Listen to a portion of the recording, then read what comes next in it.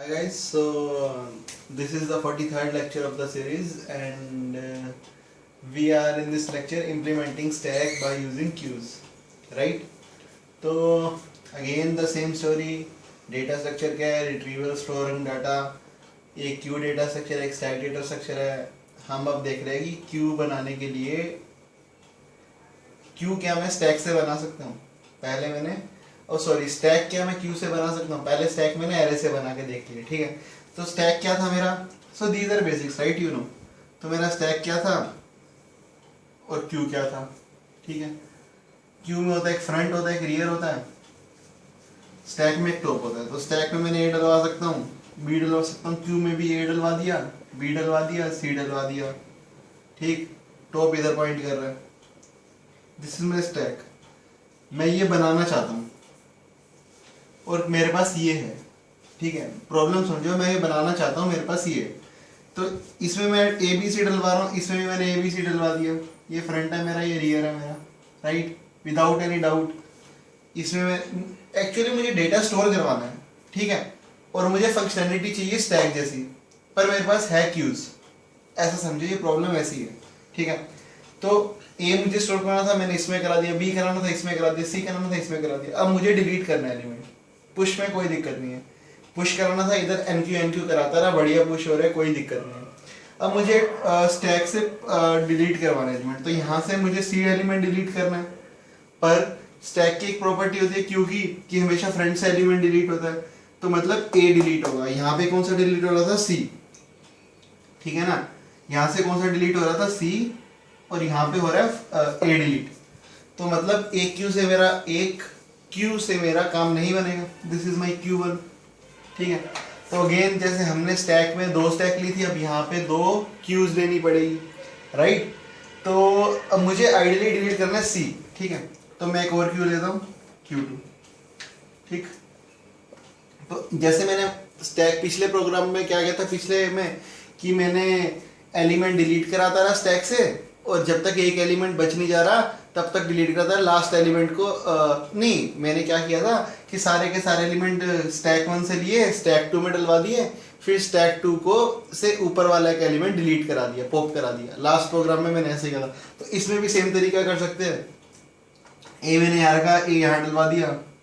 B मैंने यहाँ रखा, बी यहाँ डलवा दिया. सी मैंने यहाँ रखा, सी यहाँ डलवा दिया, ठीक है. ये रियर आ गया, फ्रंट आ गया. अब मैं फ्रंट से एलिमेंट डिलीट कर लेता हूँ, पर यहाँ पे डिलीट हुआ फिर से ए, पर मुझे डिलीट करना है सी, राइट.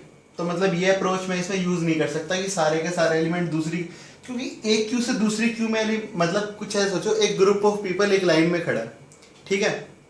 ए बी सी, ए सबसे पहले, बी सबसे पहले, सी सबसे पहले. अब उन पूरे ग्रुप को एक तुमने दूसरी लाइन में खड़ा कर दिया, तो फिर ए सबसे पहले ही जाएगा ना, राइट. पर मुझे चाहिए सी जो सबसे लास्ट में है. ऐसा सोचो, हम मूवी हॉल के लिए एक लाइन में खड़े हैं, फिर हमने अनाउंसमेंट हुई कि हमें दूसरी लाइन में शिफ्ट होगा, तो सारे लोग ए बी सी दूसरी लाइन में शिफ्ट हो गए. तो पहले ए जो सबसे पहले था, दूसरी लाइन में भी तो ए सबसे पहले ही होगा. तो सारे एलिमेंट यहाँ से यहाँ डला दिए, तो ये तो प्रॉब्लम का सोल्यूशन है ही नहीं. स्टैक में मुझे क्या चाहिए, जो सबसे लास्ट में आया मुझे वो वाला आदमी चाहिए, पर हमने यहाँ पे कुछ किया नहीं. तो मतलब ये अप्रोच तो यहाँ फेल हो गया. तो मैं करूँ क्या, मैं ये कर सकता हूँ कि जब तक इस क्यू के अंदर एक एलिमेंट नहीं रह जाता तब तक मैं इससे डिलीट करता रहूँ और इधर डलाता रहूँ, और लास्ट एलिमेंट को DQ करा लूँ, मतलब पॉप करा लूँ. DQ use for Q, pop use for stack. इसमें कभी भी कंफ्यूज मत होना, ठीक है. जो बुक में अगर मिल जाए लिखा, तो मैं क्या करूँगा, और मुझे एक एलिमेंट की कंडीशन पता है. एक एलिमेंट की कंडीशन है front equals to rear minus 1, front equals to rear minus 1. ये सब कंडीशन तो तुम्हें पता है, इसमें कोई डाउट नहीं है.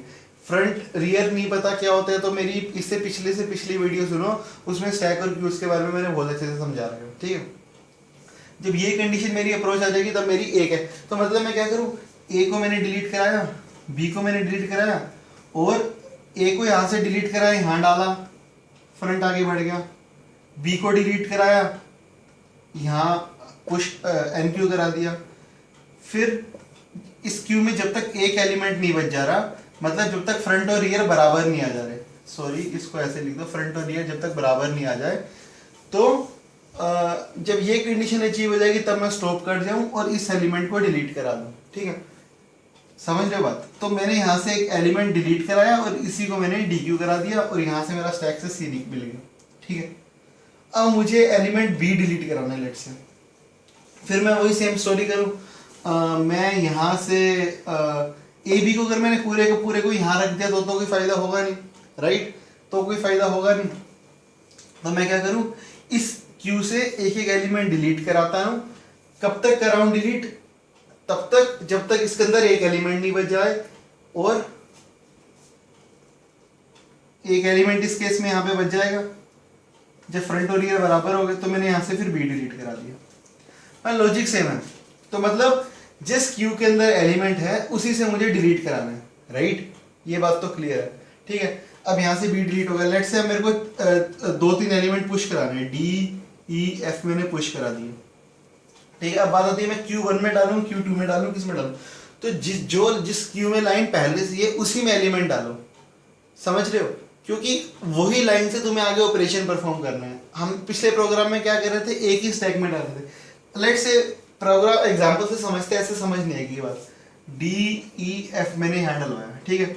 अब उसके बाद मुझे क्या एफ डिलीट कराना है। एफ डिलीट कराना है तो मैं क्या करूँ, सारे के सारे लाइन में एलिमेंट में इधर डला दूंगा तो प्रॉब्लम सॉल्व होगी नहीं।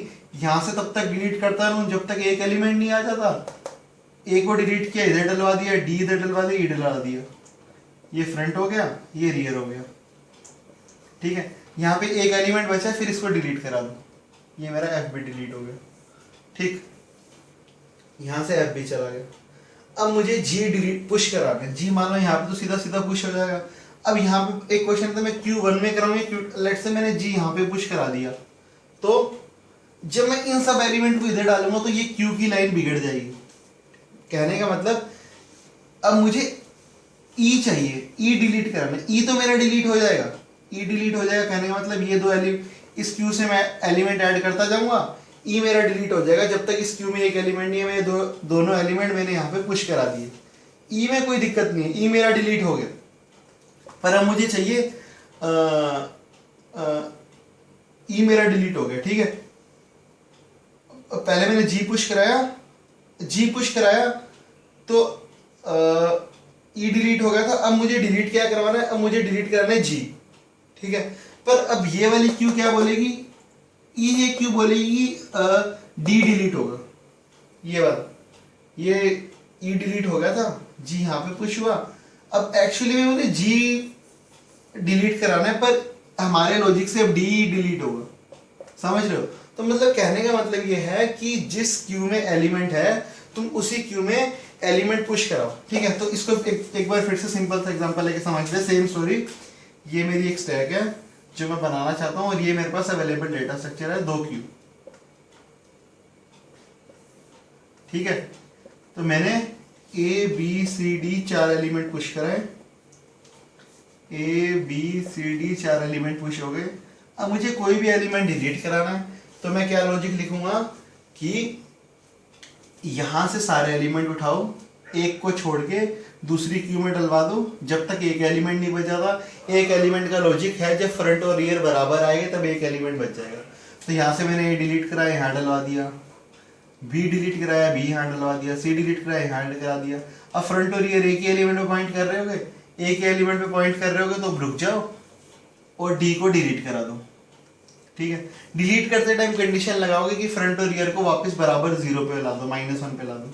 वो सब चेक्स तुम्हें लगाने पड़ेंगे। डिलीट वो लॉजिक है जो अलग से लिखना पड़ेगा, पर अभी हम खाली इस लॉजिक की बात कर रहे हैं। ठीक है, तो मैंने यहाँ से डिलीट हो गया।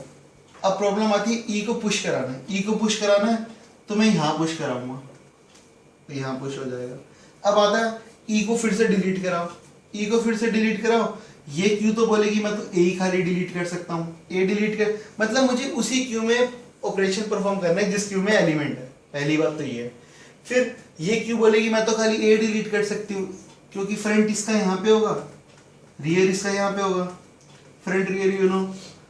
तो मुझे यहाँ से ई डिलीट करवाना है तो मैं इस क्यू से सारे एलिमेंट पॉप करता रहूंगा, डी क्यू करता रहूंगा। Pop and dequeue are both are same thing.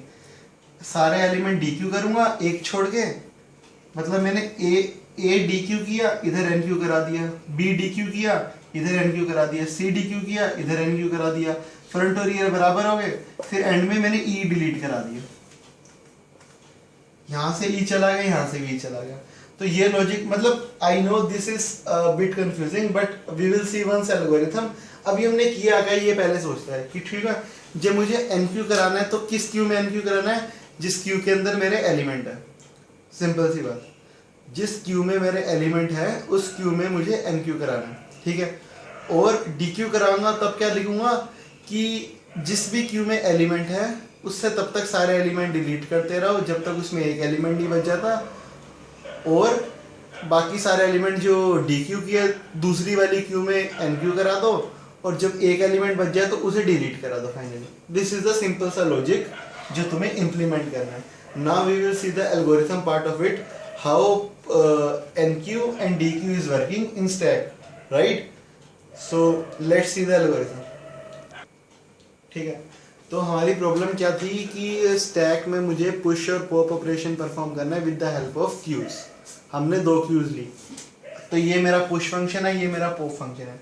अब पुश फंक्शन के अंदर क्या था, अगर Q1 एम्प्टी है तो Q2 में कर दो, Q2 में क्या कर दो NQ, अगर Q1 एम्प्टी नहीं है तो Q1 में ही NQ कर दो। तो ये मैंने सिंपल सा लॉजिक लिखा है, इफ Q1 इज एम्प्टी। ये वाला कोड तुम्हें खुद से लिखना पड़ेगा, राइट, जो मैंने पहले इससे 2 लेक्चर जो पहले वीडियो उसमें मैंने समझाया हुआ है, ठीक है।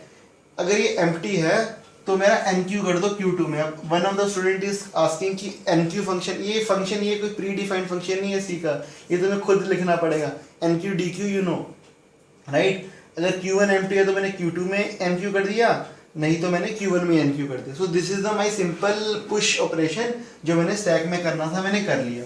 अब मेन ऑपरेशन है पॉप, जो हम देखते हैं। तो पॉप के लिए पहले तो ये कंडीशन तो देखनी पड़ेगी कि हमारी क्या पता एक भी एलिमेंट नहीं है, एक भी एलिमेंट नहीं है तो पॉप हो नहीं सकता, हम बोल देंगे स्टैक अंडरफ्लो, ठीक है। तो यहाँ पे मैंने ये समझाया हुआ है कि अगर मेरी क्यू के अंदर एक भी एलिमेंट नहीं है तो मैं बोल दूंगा स्टैक अंडरफ्लो। अगर Q1 एम्प्टी है, Q2 भी एम्प्टी है, तो मैंने बोल दिया स्टैक अंडरफ्लो, ठीक है। इतने कोड में, इतने कोड में बोला मैंने। पहले देखा अगर Q1 एम्प्टी है, पहली बात Q1 एम्प्टी है तो तुम्हारे दिमाग में क्या आना चाहिए कि मैं सारा ऑपरेशन Q2 में परफॉर्म करूंगा। क्या ऑपरेशन परफॉर्म करूंगा, Q2 से एलिमेंट निकालता जाऊंगा जब तक उसके अंदर एक भी एलिमेंट नहीं बच जाता, और सारे निकाल के Q1 में डालूंगा, और Q2 से लास्ट एलिमेंट DQ करा दूंगा, ठीक है। तो मैंने यहाँ यही किया, Q1 एम्प्टी है, अगर Q2 भी एम्प्टी है तो लिख दो स्टैक अंडरफ्लो। अदरवाइज देखो जब तक Q2 का एक एलिमेंट नहीं बचा था, while Q2 not contained one element, तो ये वाला भी तुम्हें एक फंक्शन लिखना पड़ेगा जो चेक करेगा क्यू के अंदर एक एलिमेंट है या नहीं है, वो यहाँ पे पास या फेल रिटर्न कराएगा, ठीक है। अगर ऐसा नहीं होता, 2 क्यू है, राइट। अब मैंने मान लिया Q1 एम्प्टी, मतलब Q2 के अंदर मेरा एलिमेंट है A B C, मैं क्या करूं, DQ कराऊं Q2 से, यहां से मैंने DQ कराया, ये मेरी Q2 है, ये मेरी Q1 है, यहां से मैंने DQ कराया, ऊपर वाली में डाल दिया, ये किया मैंने, ये डाल दिया। ये ऑपरेशन साथ साथ हो रहे हैं, ऐसा नहीं कि मैं Q2 से सारे एलिमेंट एक साथ डिलीट कर रहा हूं बाद में Q1 में डाल रहा हूं। फिर वाइल लूप फिर चलेगा, फिर मैंने यहाँ से DQ कराया, फिर मैंने ये चलाया, यहाँ पे चलाया, ठीक है ना। लेट्स से मैंने पहले 3 एलिमेंट पुश कर दिए थे, ये मैंने इम्प्लिसिट ले लिया। फिर मैंने C से अब Q2 के अंदर एक एलिमेंट है, ये वाइल लूप चलना बंद कर जाएगा, फाइनली DQ कर देगा Q2 से, मतलब C मैंने DQ कर दिया तो मेरा C एलिमेंट आ गया, और स्टैक को भी C चाहिए होगा। अदरवाइज अगर Q1 एम्प्टी नहीं है तो मेरे को ये सेम लॉजिक Q1 में लगाना पड़ेगा, तो ये इफ पार्ट में आएगा ही नहीं लूप, खाली मेरा एल्स पार्ट चलेगा। सेम लॉजिक, जब तक Q1 में एक भी एलिमेंट नहीं आता, एक एलिमेंट नहीं बच जाता, तो मेरा DQ करते रहो Q1 से। ये फंक्शन तुम्हें खुद लिखना पड़ेगा, ये खुद लिखना पड़ेगा, ये खुद लिखना पड़ेगा, ये खुद लिखना पड़ेगा, ठीक है। तो this is just a basic algorithm that I wrote of implementing stack using queues, using 2 queues, ठीक है। तो इसके गेट क्वेश्चन देखते हैं कि गेट में इसके रिगार्डिंग क्या क्वेश्चन पूछे गए थे, ठीक है। तो let's say if you want to push 8 push करने हैं तुम्हें, ठीक है। तो मैं अभी हम इसी एल्गोरिथम से समझते हैं चीजें। ठीक, तुम्हें करने 8 पुश, ठीक है। लेट से तुमने 8 कर दी NQ Q1 के अंदर, ठीक है। उसके बाद तुम्हें करने 2 पॉप, तो तुम क्या करोगे, 7 DQ from Q1 right, plus 7, मतलब समझो ये बात, यहां पे तुम्हारे 8 एलिमेंट्स। अब तुम्हें 2 पॉप करने हैं Q से, तो तुम करोगे कैसे, यहां से पहले 7 एलिमेंट निकालोगे, पहला स्टेप, ये तुम्हारी Q1 है, ये Q2 है, यहां से 7 एलिमेंट निकाले, यहां डाले, ठीक है, यहां आ गए 7 एलिमेंट। फिर एक एलिमेंट जो यहां बच गया उसे DQ कर दिया, किससे, Q1 से, ठीक है। पर तुम्हें 2 पॉप करने हैं, फिर तुमने क्या किया, 6 निकाले DQ किए, किससे, Q2 से, 6 NQ किए Q1 में, मतलब यहां 7 थे, यहां 6 डाल दिए, एक यहां बच गया, फिर फाइनली एक कर दिया DQ Q2 से। फिर से इस प्रॉब्लम को समझते हैं। सबसे पहले क्या था, तुम्हारे 8 एलिमेंट थे यहाँ पे स्टेप 1 के अंदर, 8 पुश किए, ठीक है, Q1 में। फिर तुमने क्या करना था, 2 पॉप करने, तुम्हारे में प्रॉब्लम थी, तो तुमने क्या किया, अब एलिमेंट एक एक करके पॉप होगा, पहले पहला पॉप होगा, दूसरा, एक एलिमेंट पॉप करने के लिए यहाँ से 7 एलिमेंट निकालो, जब तक Q1 के अंदर एक एलिमेंट नहीं बचा था, मतलब यहाँ पे आया लूप तुम्हारा, यहाँ पे लूप है, 7 एलिमेंट यहाँ डलवा दिए, मतलब 7 यहाँ से निकलवाए, फिर 7 NQ करा दिए Q2 में, यहाँ बचेगा कितना, एक को निकाल दिया, ये वाला लूप, ये वाला, ठीक है। तो गेट में से क्वेश्चन आते हैं कि 2 pop operation is equivalent to how many DQ and NQ operation if you have 2 Qs, ठीक है, ऐसा क्वेश्चन आएगा। फिर तुम्हें एक और बार DQ करना है, अब यहां से फिर से जब तक एक, तो फिर Q2 में 7 एलिमेंट है, तो मतलब ये वाला कोड एग्जीक्यूट होगा, ठीक है।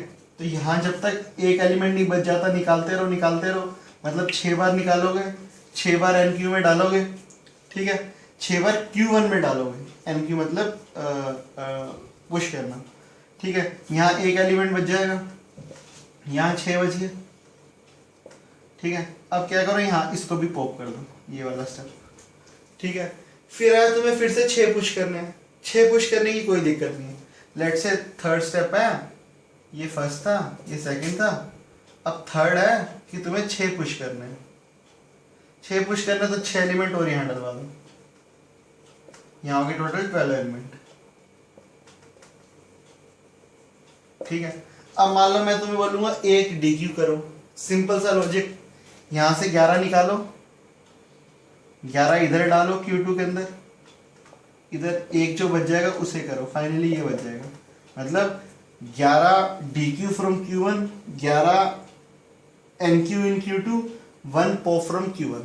मतलब the question is you have Qs and you want to perform stack operations, and 8 push and 2 pop operation is how many NQ and DQ operation in Qs। ये सिंपल सा क्वेश्चन गेट में आता है।